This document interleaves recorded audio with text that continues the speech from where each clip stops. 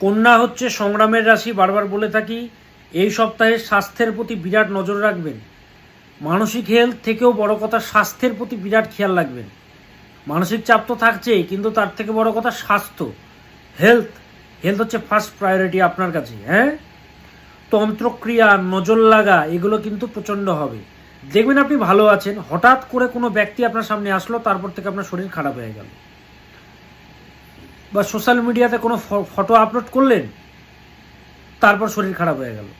এই যে তন্ত্রক্রিয়া, তুকতাক, এগুলো বেশি কিন্তু হয় কন্যা রাশির জাতক জাতিকাদের। এই সপ্তাহে প্রচণ্ড হবে। হেলথের প্রতি খেয়াল রাখবেন এবং যতটা পারবেন বাড়িতে থাকার চেষ্টা করুন। হ্যাঁ, একটু কম মেলামেশা করবেন।